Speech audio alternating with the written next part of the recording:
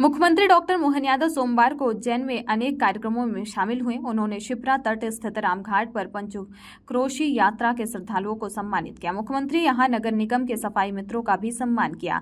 उन्होंने इस मौके पर रामघाट की सफाई की और जनता से जलगंगा संवर्धन अभियान में सहभागी बनने की अपील की। सीएम डॉक्टर मोहन यादव ने शिप्रा स्नान भी किया और इसका वीडियो भी एक्स पर हैंडल पर पोस्ट किया। नदी में डुबकी लगाने के बाद उन्होंने विधिवत पूजा अर्चना भी की। इस मौके पर डॉक्टर मोहन यादव ने जल स्रोतों को स्वच्छ करने और उनको संरक्षित करने का आह्वान किया। उन्होंने कहा कि जल ही हमारे जीवन का मूल आधार है, इसका संरक्षण करना हमारा कर्तव्य है। शिप्रा मैया की कृपा से स्वच्छता, विकास और जन कल्याण के समस्त कार्य पूर्ण हो रहे हैं। नदी जोड़ो अभियान के रूप में भी एक बड़ा काम हो रहा है। लगभग 850 करोड़ की लागत से यशस्वी प्रधानमंत्री के आशीर्वाद से निनोरा के पास से एक नया प्रकार का ये प्रयोग हुआ है। जब हम नदी की धारा एक नदी से जोड़ करके दूसरे में एक से हटा करके दूसरी तरफ जोड़ रहे हैं। आमतौर पर कान नदी का, जिसको खान नदी भी बोलते हैं, इसका पानी शिप्रा जी में आता था। अब इस पानी का प्रवाह बदल करके सीधे गंभीर डैम के नीचे वाले डाउन स्ट्रीम में जहां पानी नहीं रहता है वहां बदल करके और पानी को शुद्ध करके लोगों को खेती में अपनी सिंचाई का साधन मिले, इसलिए उस पर भी काम करना प्रारंभ किया।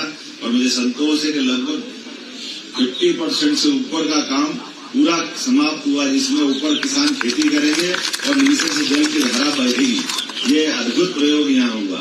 एक और हम सबका संकल्प था यशस्वी प्रधानमंत्री के आशीर्वाद से, यद्यपि इसी शिप्रा जी के लिए नर्मदा शिप्रा धारा 2014 के बाद से लगातार पूरे वर्ष पानी रहता है, लेकिन आने वाले समय में शिप्रा जी का ही पानी शिप्रा जी में आए, इसमें भी हमारी सरकार ने काम चालू किया है। और उसका परिणाम है कि अब शिप्रा जी के ऊपर कोई हिम ग्लेशियर नहीं है, कोई बर्फ का पहाड़ नहीं है कि पूरे साल जलराशि आए। इसलिए शिप्रा जी के जल को संग्रहण करने के लिए अनूठा प्रयोग किया है कि बारिश के समय देवास की तरफ से आने वाली शिप्रा जी की धारा, ये हमारा सेवर खेड़ी उड़ाना के आसपास का जो बेल्ट है, जब सावन भादों में नदी में बाढ़ आती है तो बाढ़ में सारा पानी उठा करके सिलार खेड़ी में स्टोर करेंगे और बाद में पूरी धारा प्रवाह करते हुए ये पूरे वर्ष शिप्रा जी का ही पानी शिप्रा जी में मिलेगा।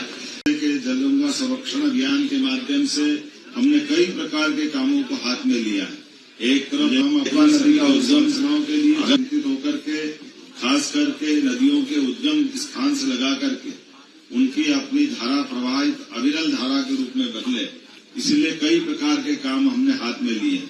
मुझे इस बात का भी संतोष है कि सरकार के द्वारा लिए गए कामों के बलबूते पर अभी 2 दिन पहले जब समीक्षा भोपाल में की गई तो बेतवा नदी का उद्गम भोपाल के पास था। बेतवा नदी का उद्गम अगल बगल में कई प्रकार के जलकूप या नलकूप निकालने के कारण से बेतवा का मूल हो गया था।